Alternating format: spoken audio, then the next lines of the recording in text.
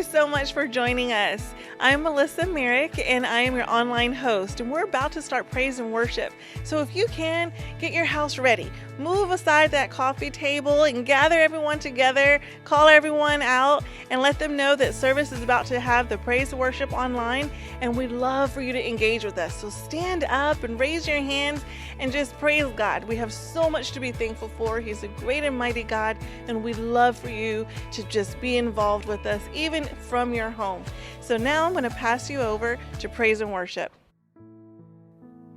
Good morning, church. Thank you for joining us today online.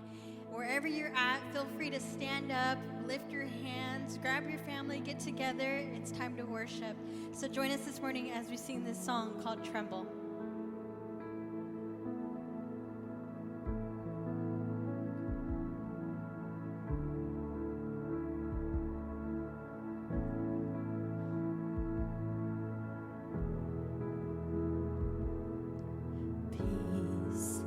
Bring it all to peace. The storm surrounding me, let it break. At your name still, call the sea to still, the rage in me to still every wave.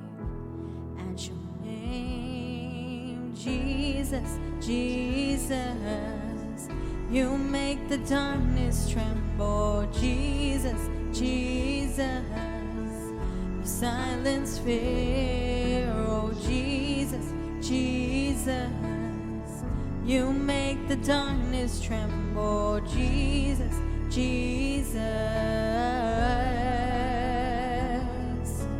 breathe. Call these bones to live. Call these lungs to sing once again. I will praise Jesus, Jesus. You make the darkness tremble. Jesus, Jesus. You silence fear. Oh, Jesus, Jesus. You make the darkness tremble. Jesus, Jesus, sing it again. Jesus, Jesus, you make the darkness tremble. Jesus, Jesus, you silence fear. Oh, Jesus, Jesus, you make the darkness tremble. Jesus, Jesus.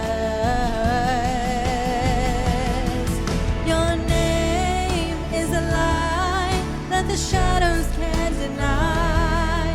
Your name cannot be overcome.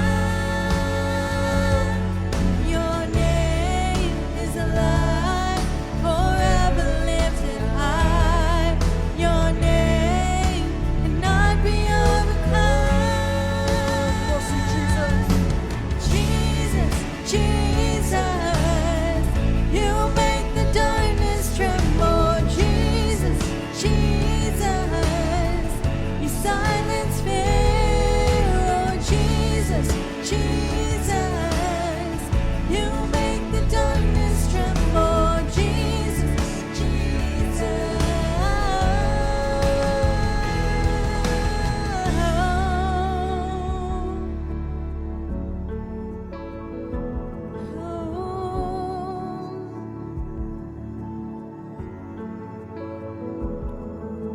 Jesus, Jesus,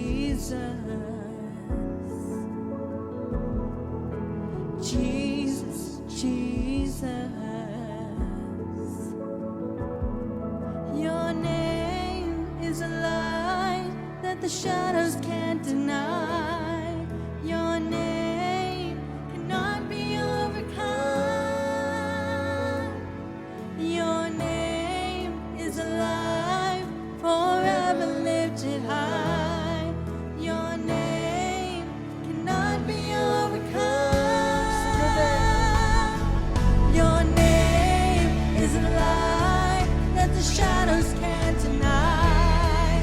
Your name cannot be overcome.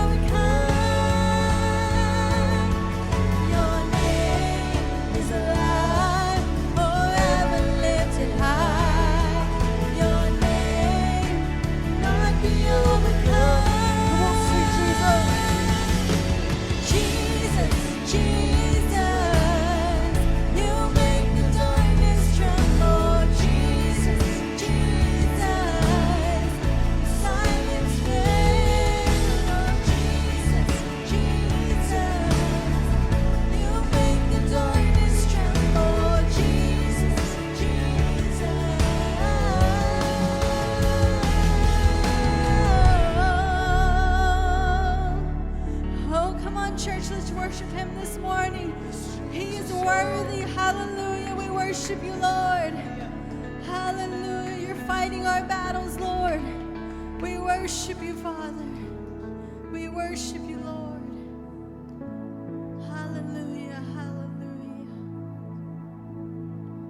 Thank you, Father.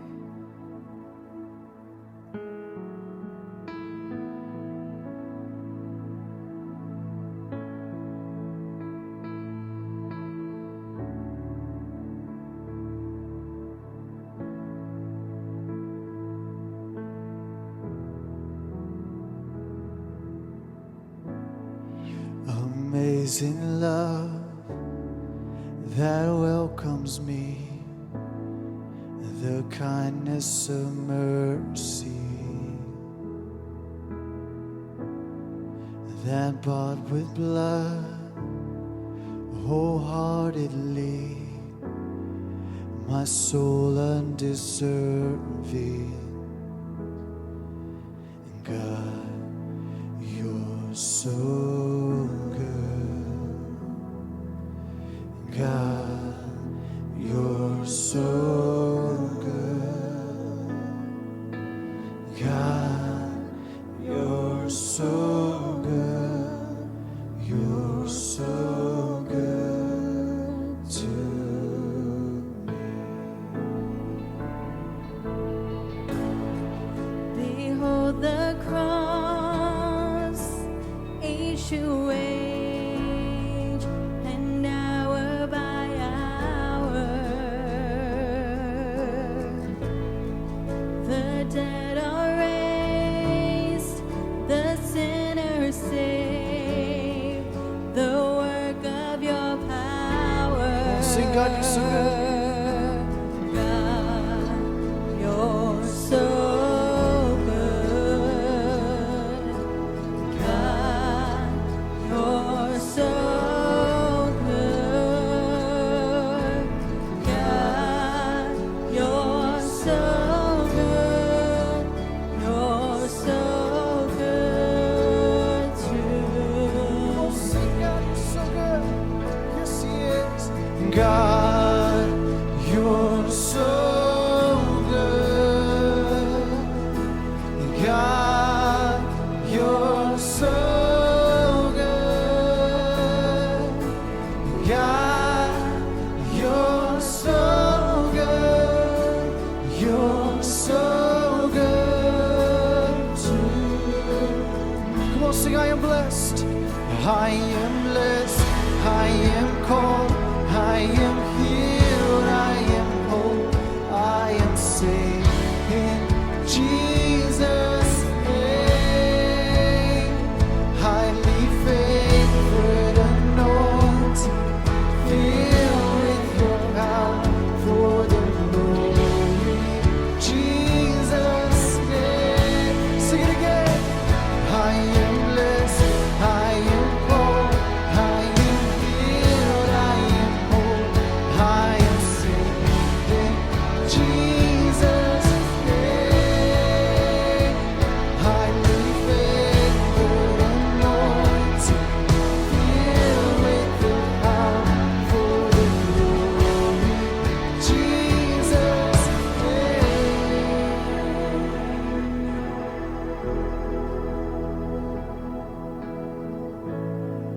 And should this life bring suffering, Lord, I will remember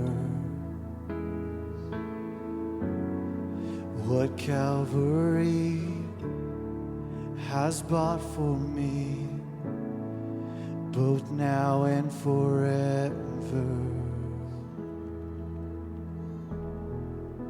Come on, sing this out. You're so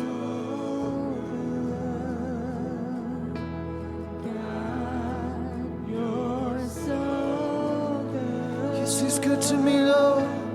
God, you're so good. You're so good to me. Come on, sing it wherever you're at this morning. And God, you're so He's good within the trials. He's good within the tribulations of life. Yes, He is. You're so good.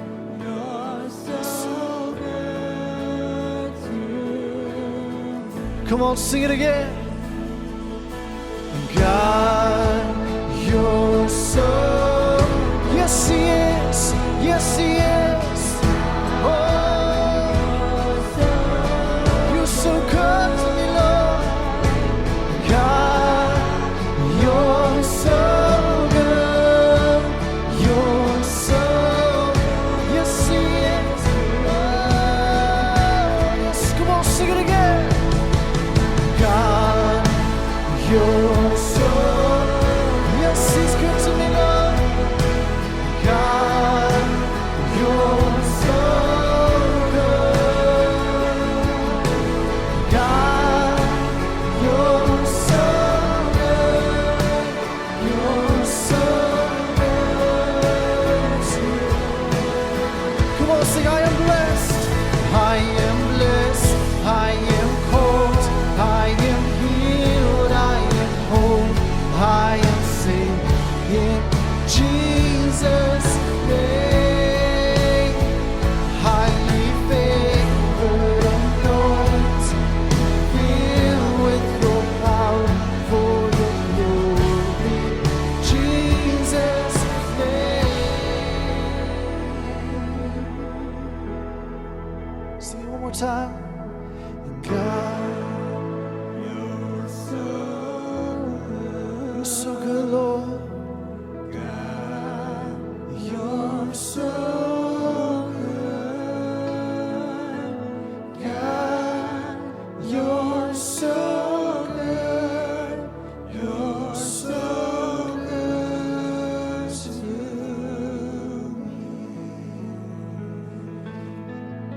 Come on, how many believe He is good this morning? He is good this morning, yes, He is. Oh, in the troubled times. Oh, yes, He's good this morning. Yes, He is.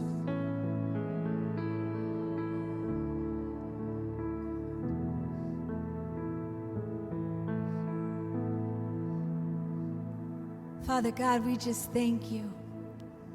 We thank you because in the midst of our trials or in the midst of our darkest times, God, you are still so good to us, Father. We are blessed, Father, because you have been so good to us.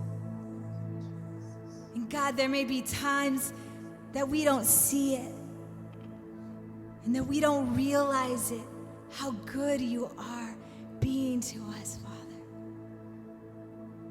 God, I pray right now that as we continue to worship, God, that you would just continue to remind us of your goodness, of your faithfulness in our life. We pray for each and every individual that is watching, God, this morning. Lord, that you would just touch them where they're at, Lord, that you would just continue to be with them, Lord, right there by their side. That you would just make it known, God, that you have a blessing and a calling on their life, God, even when they can't see it, God. Even when the darkest times, God, just seem so dark that we can't see it. We pray, God, that you would just shine your light in that moment, God, and you would show up and show off, God. And that we would be able to sing with everything in us, God, that you are good in every time of our life, God. We worship you, God, and we thank you. We thank you in advance, God. We thank you in advance for our victories that lie ahead of us, God. We thank you in advance, Father God, for our healing, Father God. We thank you in advance, Lord, for the things, God, that you are about to unfold in our lives, God. We thank you, God. We worship you this morning. We worship because you are a good God. You are an on-time God. We thank you.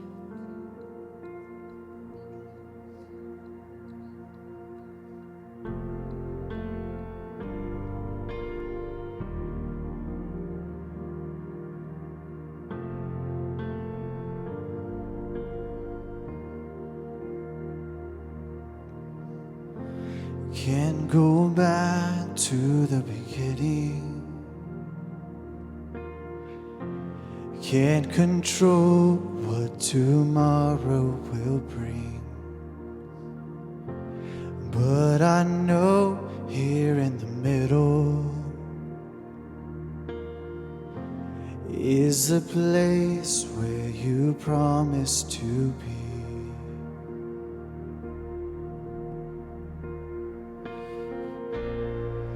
I'm not enough unless you come. Will you meet me here again? 'Cause all I want is all you are. Will you meet me here again? Yes, sir.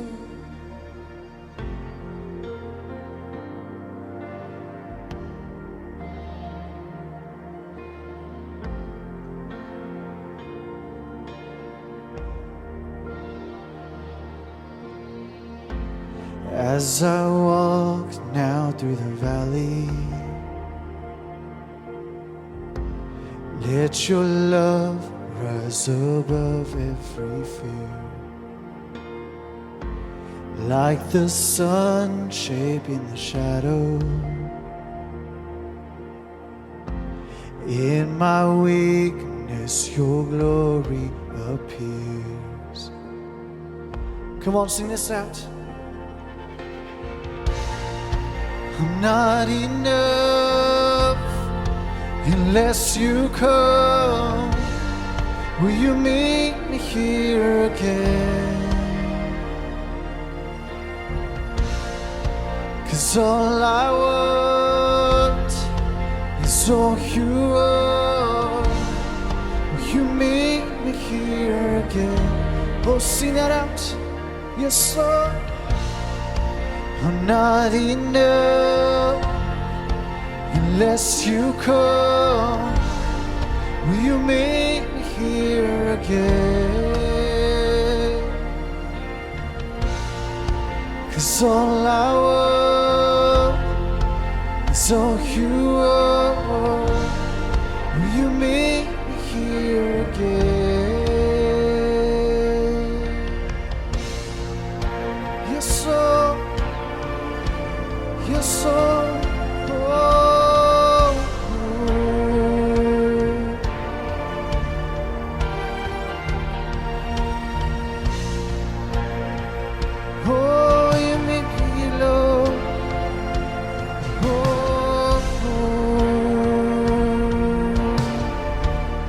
Sing it. Not for a minute was I forsaken. The Lord is in this place. The Lord is in this place. Come, Holy Spirit, dry bones awaken. The Lord is in this place. The Lord is in this. Come on, sing it out. Not for a minute was I forsaken. The Lord is in this place. The Lord is in this place. Come, Holy Spirit, dry bones awaken. The Lord is in this place. The Lord is in this place. Yeah.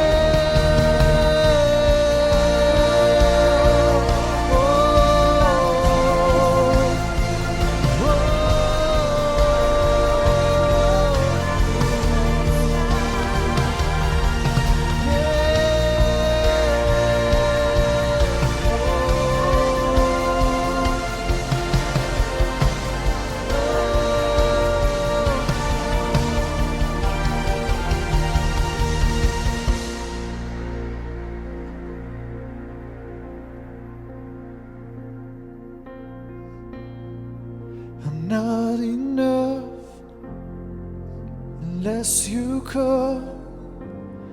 Will you meet me here again? 'Cause all I want is all you are.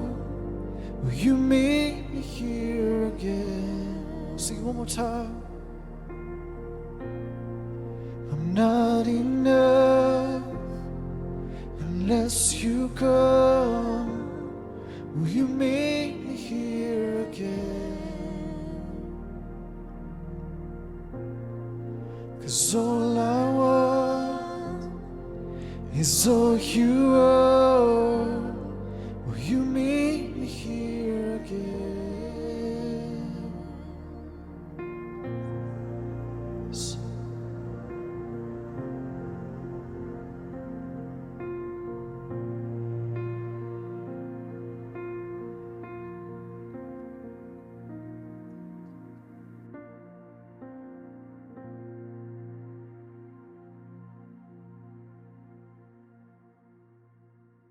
Wow, wasn't that an amazing praise and worship? I hope it blessed you just as much as it did me. Thank you so much for getting involved and standing up and praising God. Now it's time for generosity. So I wanted to let you know that Trinity has so many new things that we're working on, and God is really moving in our church. And if you'd like to be part of that and support us, generosity through your financial support is a great way to do that. We're going to show you some options on how you can give. So check it out.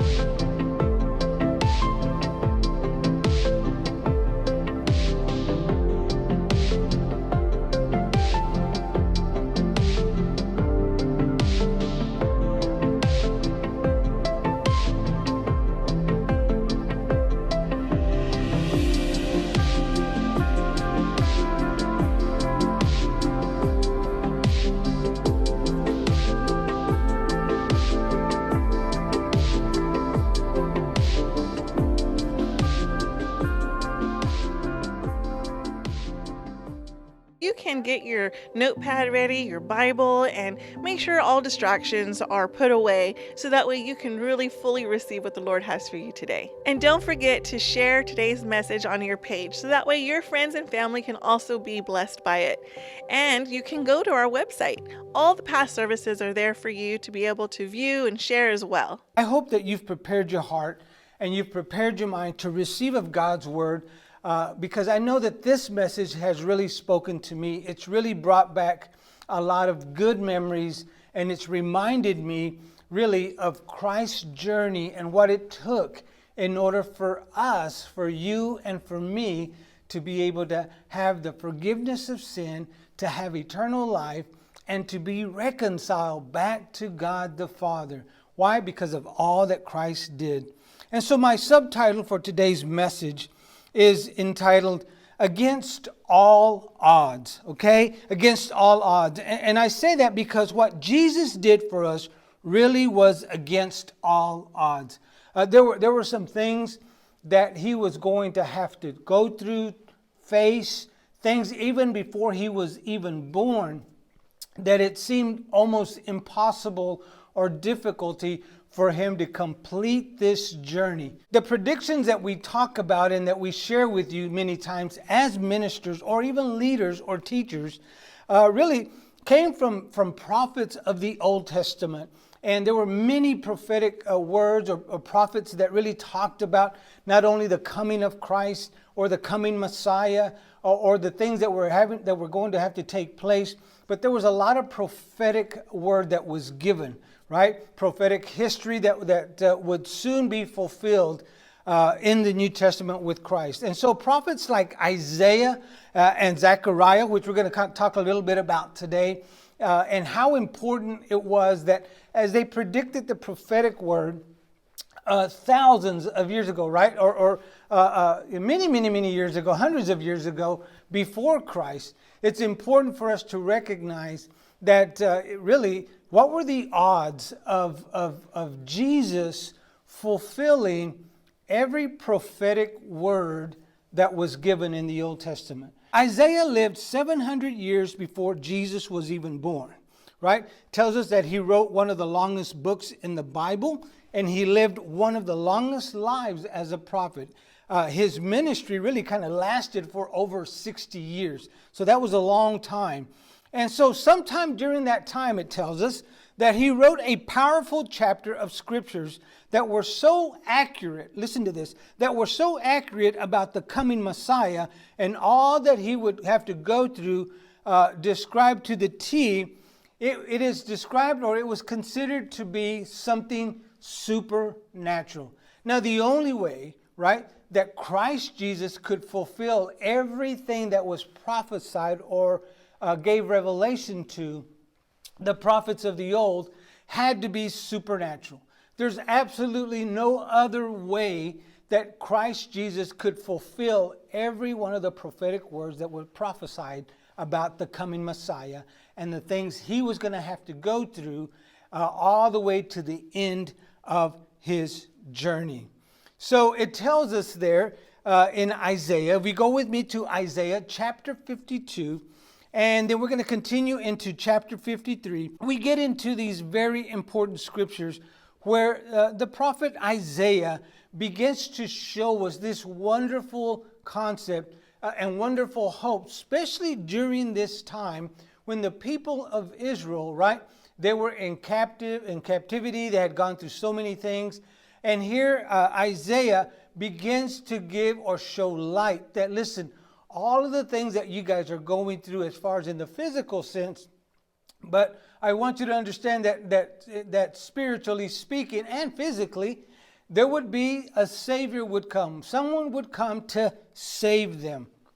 And so here's this beautiful picture that is prophesied during this time. Isaiah chapter 52, starting in verse 13, and we'll read on. See, my servant will prosper. He will be highly exalted. Okay, here's Isaiah reading. But many were amazed when they saw him. His face was so disfigured, he seemed hardly human. And from his appearance, one would scarcely know he was a man. And he will startle many nations. Kings will stand speechless in his presence, for they will see what they had not been told. They will understand what they had not heard about. Okay, look at Isaiah 53, starting in verse 1. Who has believed our message? The prophet says. To whom has the Lord revealed his powerful arm? He says, my servant grew up in the Lord's presence like a tender green shoot, like a root in dry ground. There was nothing beautiful or majestic about his appearance, nothing to attract us to him. He was despised and rejected, a man of sorrows, acquainted with the deepest grief. We turned our backs on him and looked the other way. He was despised, and we did not care. Yet it was our weakness he carried. It was our sorrows that weighed him down. And we thought his troubles were a punishment from God, a punishment for his own sins. But he was pierced for our rebellion, crushed for our sins. He was beaten so that we could be whole. He was whipped so that we could be healed. All of us, like sheep, have strayed away. We have left God's path to follow our own. Yet the Lord laid on him the sins of all of us. Verse 7. And he was opposed and treated harshly, yet he never said a word. He was led like a lamb to the slaughter, and as sheep is silent before the shearer, he did not open his mouth. Unjustly condemned, he was laid away. No one cared that he died without descendants, and his life was cut short in midstream, but he was struck down for the rebellion of my people. He had done no wrong, and he had never deceived anyone. But he was buried like a criminal. He was put in rich man's grave. But it was the Lord's good plan to crush him and to cause him grief. Yet when his life is made an offering for sin, he will have many descendants. He will enjoy a long life, and the Lord's good plan will prosper in his hands. When he sees all that is accomplished by his anguish, he will be satisfied. And because of his experience, my righteous servant will make it possible. Listen to this. Will make it possible for many to be counted righteous. Amen to that. For he will bear all of their sins, and I will give him the honors of a victorious soldier, because he exposed himself to death. He was counted among the rebels. He bore the sins of many and interceded for the rebels. That was verse 12 there that we ended there. I don't know about you, but sometimes when we're kind of lured and we know that there's danger ahead, we tend to kind of run away and not be a part of it. If we know something is waiting for us that's not good, and we've been given the heads up, someone has actually explained it to us, someone has actually shown us, there's plain proof that there's something that is waiting for us that is of danger to us. Most likely 10 times out of 10, we're not going to go through that, right? We're not going to go that direction. But Christ Jesus, our Lord, who loves you, who loves me, who loves the world, right? Came and he had to fulfill. So what are the odds? What are the odds that everything that was spoken, again, hundreds of years before Christ was even born, that Christ Jesus would fulfill every one of those prophetic words that were spoken?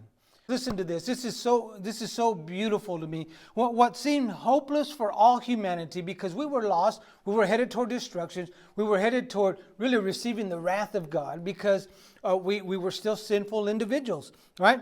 So what seemed hopeless for all humanity, Christ Jesus, against all odds, came and fulfilled the Father's plan. He fulfilled it to the T. As a matter of fact, there are still some prophetic words that were written in the Old Testament and now even written in the New Testament that Christ Jesus, guess what?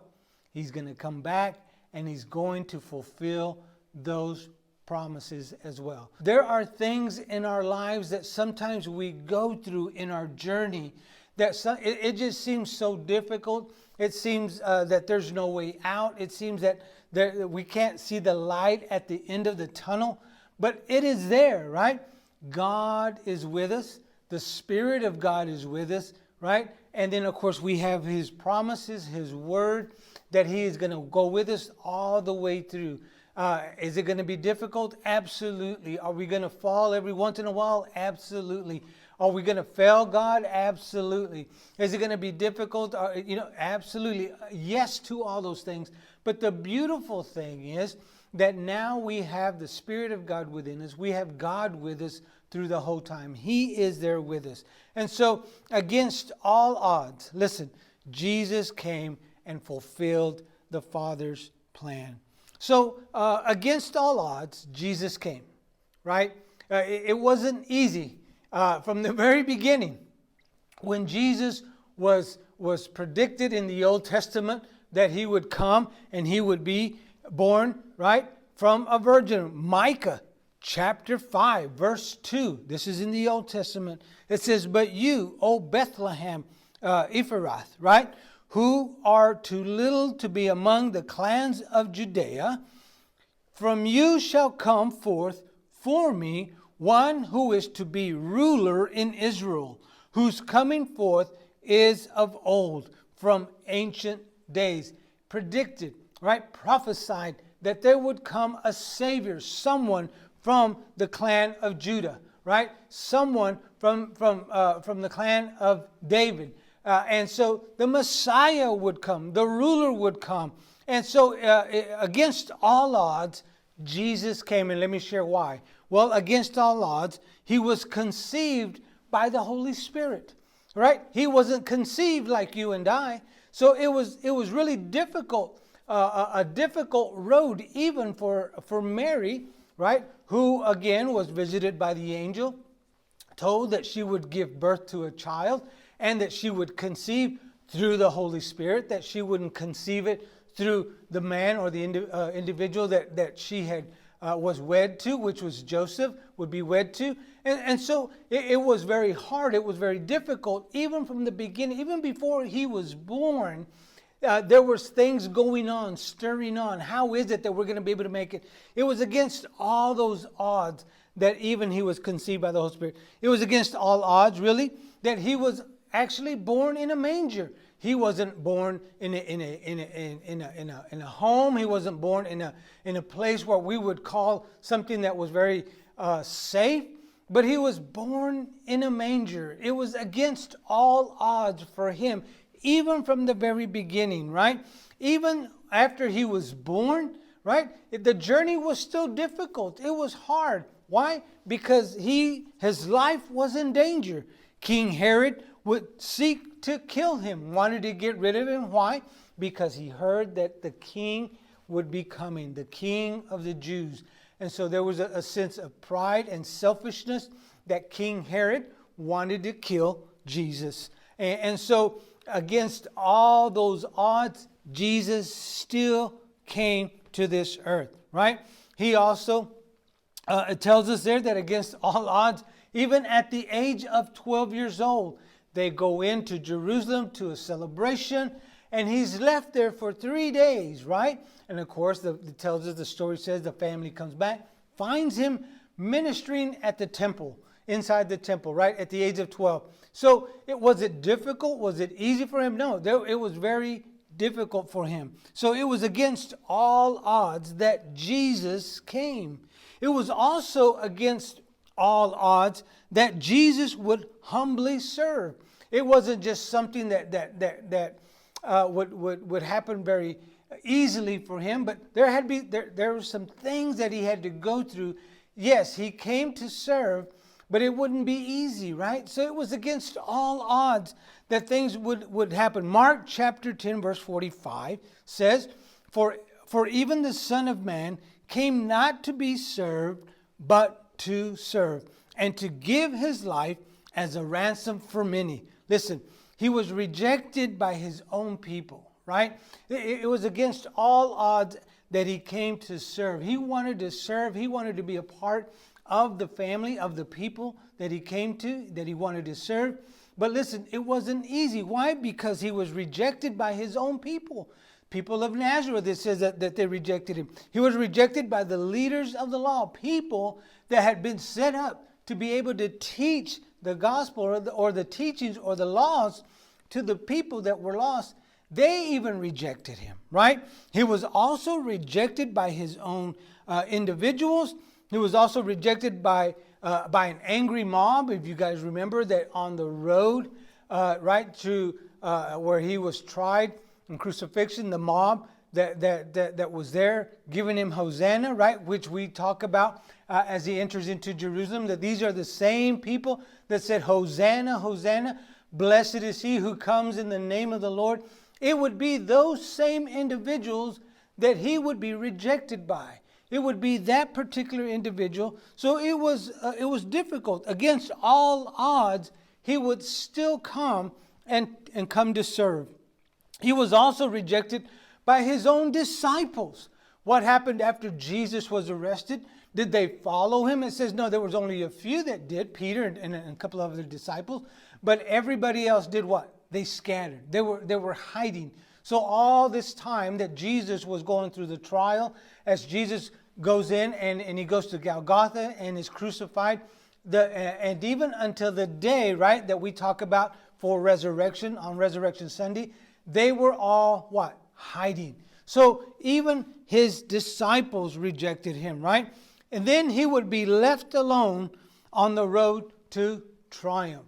Now listen, he came to serve, but against all odds, all that he had gone through, all that was happening and all that was against him, he still would fulfill the will of his Father. Even to the point where he was left alone. As he carried, right, as he rode into Jerusalem, everybody was behind him, right? It was a wonderful time for them to celebrate. We read about it, we talk about it, we bring sermons about it and teaches about it. That as he rode into Jerusalem, right, it was a beautiful, wonderful thing, knowing that people were there worshiping him, laying their coats as he walked in, as he rode into Jerusalem. And so everyone couldn't wait to see Jesus. But then at the very end, as Jesus continues this journey, it says that even at then he was left alone, right? After the trial, he was taken, he was whipped, and then he was given placed a crown upon his head of thorns, and he was alone. Nobody was there, right? Nobody was there. You say, well, where was God the Father? God was still watching, there with him, but there came a time where it got to the point where God had to turn away, and he said, and finally Jesus on the cross. We'll talk about a little bit more next week, that he was left there, and he says the time is now, right? The time is finished. The end is now. And so against all odds, he was even left alone on the road to triumph. And so against all odds, it tells us that Jesus would ride into Jerusalem. It tells us that though Jesus had traveled to Jerusalem numerous times to observe the feast, his final entry into Jerusalem had a unique significance. Listen to this. He was triumphantly arriving as a humble king of peace and fulfilling, listen to this, fulfilling the prophetic revelation that we talked about. If we go to Zechariah, another prophet who prophesied Christ Jesus as he would be riding into Jerusalem, Zechariah chapter 9, verse 9, it says, "Rejoice greatly, O daughter of Zion. Shout aloud, O daughter of Jerusalem. Behold, your king is coming to you, righteous and having salvation. He is humble." Listen to this. "He is humble and mounted on a donkey, on a colt, on the foal of the donkey," right? And so historically, entering into the city of Jerusalem on a donkey really kind of signified an entry of peace, right? Rather than entering into the city with a horse, which meant conquering or a conquering king, it says that he comes humbly riding on a donkey. And so against all odds, he would ride into Jerusalem, knowing exactly what was waiting for him, knowing exactly who would reject him, knowing exactly what he had to go through all the way until the time of his death. He knew exactly what was going to take place. And so against all odds, it was prophesied. And so he had to fulfill that prophetic word that was given back in Zechariah chapter 9, verse 9. And so against all odds, Jesus would complete his entry into Jerusalem and soon his final mission, right? Against all odds, the odds were against him, and the reason why is because, one, he didn't have the proper transportation. As a matter of fact, as before coming and entering into Jerusalem, he had to borrow a donkey, right? He didn't even own a donkey, so that was against all odds, right? That wasn't in his favor. He didn't own a horse. He didn't own a donkey. He didn't own anything. But he came as a servant. He came humbly. And so he would have to even borrow a donkey, right? Odds were against him because the leaders of the law, they were looking for him, but they weren't looking to greet him, but they were looking for him to kill him. Odds were against him because he didn't have even any property. Later on, it says that he was looking for a place to rest, to eat, and to sleep. He actually had to borrow a place to be able to have the last or communion or last supper with his disciples. Odds were against him because, right, he would be betrayed. he would be betrayed not only by the people, but he would be betrayed by one of his disciples. And so he was against all odds, right? Or all odds were against him, because he would be praised outwardly by the people, but soon condemned inwardly. Their hearts would turn hardened and black, right? Odds were against him because he would not be remembered even in his final hour, right? He would not be remembered. And so it was this that we talk about. It is this journey. It is this time that I hope that you're understanding, that you see the larger picture of Palm Sunday. That it's not just Jesus riding on in and people worshiping him and saying Hosanna, but it is a time, it is a moment that really was predicted hundreds and thousands of years before Christ was even born. It was something that he had to fulfill. What are the odds that that what was predicted or what was said or what was prophesied, that Christ Jesus would fulfill every one of those predictions, right? It was something supernatural that I really want you to get today as we kind of come in for the landing here as we finish off our Palm Sunday message this morning. And so what are the odds that Jesus would fulfill every prophecy, right? So listen, our story doesn't end here, right? What we're talking about, the coming and Jesus coming into Jerusalem, riding the donkey, it doesn't end here. It continues. There is a story that continues. So our story doesn't end here. For against all odds, Jesus would triumph over death. Amen to that, right? Against all these things that were against him fulfilling all that was predicted, all that was waiting, at the end, listen to this, he would triumph over death to give us the opportunity to experience eternal life and reconciliation back to God the Father. And with that, I say to be continued, because next week we're going to continue on the road to triumph. And so I hope that you have now received a bigger picture and how important it is for us as we enter into Easter, as we enter into Resurrection Sunday, that now you understand that it wasn't an easy road. It's not just something that we can look back and think about, oh my goodness, yes, Jesus rode into a donkey, he did miracles, he went through all these things. But listen, knowing what he was going to have to go through against all odds, he still fulfilled every one of those predictions that were predicted in the Old Testament that had to be fulfilled. He had to go through it in order for you and I to have eternal life, to be reconciled back to God the Father, for our sins to be washed away, and so that one day, we will be with him in paradise. So, again, as the story continues on, let us understand these things, that there is an opportunity, right, for you and I to understand that Christ Jesus had to go through. And as we prepare ourselves for Easter Sunday, know that Christ Jesus paid a heavy price for you and I. And so as we prepare for next week, as you begin to understand and even read the story of the time where he went and was crucified. We're going to talk a little bit about that next week. But listen, it's a lot larger picture, and I hope that you grasp and you understand this. So again, it will be to be continued. Would you pray with me as we get ready to finish off today's message? Lord Jesus, we thank you for coming. We thank you for living. We thank you for dying. We thank you for suffering, for our shame, for pain, for our punishment. Lord Father, the ultimate price of your life. Lord, we thank you for all that you had to go through in order for us, Lord, to have the forgiveness of our sins, Lord, so that we would be reconciled back to the Father. That it was only through your righteousness, Lord, that we were able to go before the Father.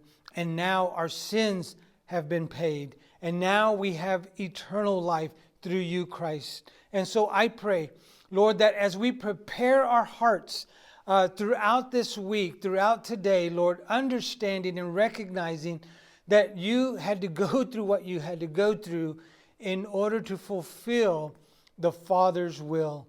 Lord, it was a hard journey. It was a long journey. But Lord, it was a journey that, Lord, it was unselfish because you loved us. God, I thank you for your mercy and your grace upon our lives.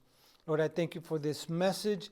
And Lord, I pray for every individual that is watching this and or who will watch this later on. Lord, that you would begin to show and instruct them, Lord Father, just how important it was as you prepared to ride into Jerusalem. Lord, this was a glorious moment, but it was also a time for us to recognize, Lord, that there was a heavy price that would be paid for our sins. And Lord, I thank you for every individual. Be with us today as we enjoy time with our family. We give you all the glory and all the honor. In your name we pray. Amen. Amen. Listen, continue to engage with us in whatever ways that you can. Go to our website, go to our Facebook, and let us know that you've been watching. We love to hear your prayer requests. If you have prayer, we just want to engage with you. We love you. God bless you, and we will see you very soon. So now I'd like for you to have an opportunity to accept the Lord as your Savior. And I'd like to lead you into a prayer to welcome Him into your heart. If you've already accepted the Lord as your Savior, as a reaffirmation, please join in with us as well. Father God, I come before you, Lord, and I ask you to come into my heart. I accept you as Lord and Savior, and I want to dedicate my life to you. I ask that you lead me and guide me in all the ways of my life to honor you, Father God. I thank you for your love and all that you did for us with giving us salvation through Jesus Christ. I praise you and I worship you and I thank you for being Lord of my life now. In the mighty name of Jesus, we pray. Amen. I pray God blesses you and fills you with joy all week, and I ask the Lord to just put His hedge of protection around you and your family. I pray that you stay encouraged and uplifted, and we will look forward to seeing you again next week.